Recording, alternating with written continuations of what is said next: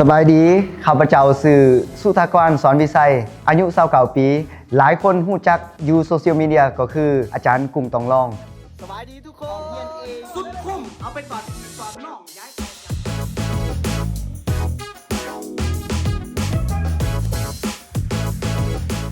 ซึ่งโรงเรียนของพวกเราสื่อโรงเรียนภาษาต่างประเทศสอนไซสอนเจริญมีที่ตั้งอยู่บ้านพันไซ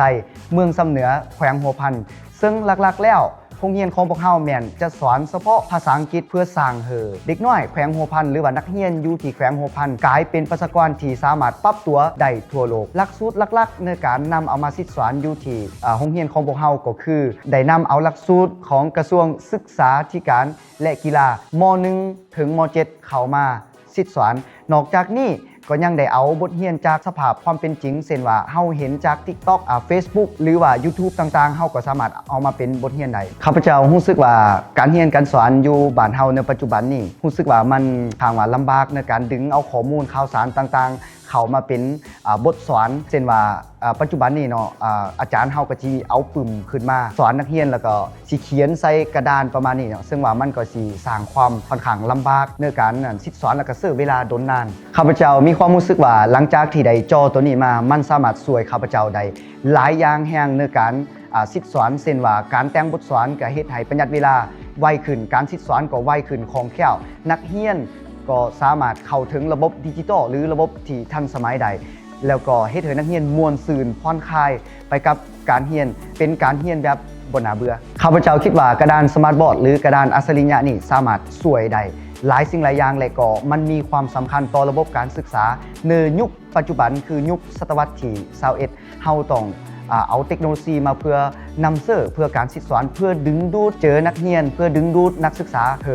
มีความรู้ที่กว้างขวางและก็เปิดมุมมองที่ก้าวไกลหลังจากที่น้องได้สัมภาษณ์กับกระดานอัจฉริยะตัวนี้แล้วน้องรู้สึกว่า enjoy กับกระดานอัจฉริยะตัวนี้หลายเพราะว่ากระดานอัจฉริยะตัวนี้น่ะทันสมัยแฮง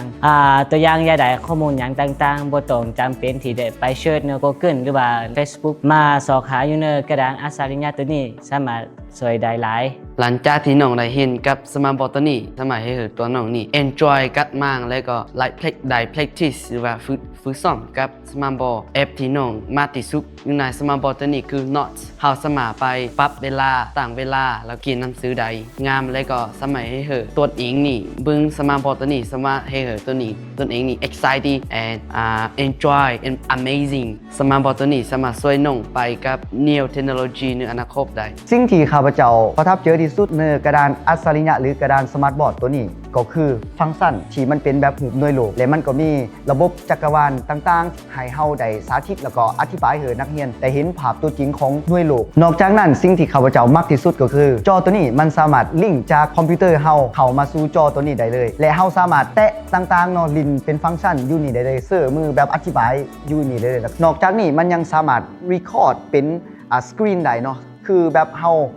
อธิบายบทเรียนอยู่เสียงของเฮาก็จะเข้าไปในจอและก็มันจะบันทึกเป็นวิดีโอเฮาสามารถเซฟแล้วก็ส่งให้กับนักเรียนทางบ้านได้เบิ่งบทเรียนคืนได้อยากฝากถึงโรงเรียนหลายๆแห่งอยู่ที่แขวงหัวพันเฮาก็ดีหรือทั่วประเทศลาวเฮาก็ดีอยากให้มีจอสมาร์ทบอร์ดหรือกระดานอัจฉริยะตัวนี้ใส่เพื่อปรับใส่เขาในยุคที่ทันสมัยในยุคปัจจุบันเพราะว่านักเรียนนักศึกษาเฮาปัจจุบันหลายๆคนก็มีโทรศัพท์ลิ้นและเขาได้อยู่ในระบบดิจิทัลที่ทันสมัยปัจจุบันนี้ก็เลยอยากให้หลายๆโรงเรียนหันมาลองเปิดเจอเสื้อกระดานอัจฉริยะหรือกระดานสมาร์ทบอร์ดเฮาลองเบิ่งเพื่อว่าจะมีความสะดวกสบายกุ้งคิดว่ามันสามารถสอยได้หลายๆอย่างในการศึกษาเพื่อสนองข้อมูลหรือสอนให้นักเรียนเฮาได้มีความคิดที่ก้าวไกลหรือเห็นสิ่งเมื่อแล้วก็สามารถดึงดูดเจอนักเรียนมาเรียนได้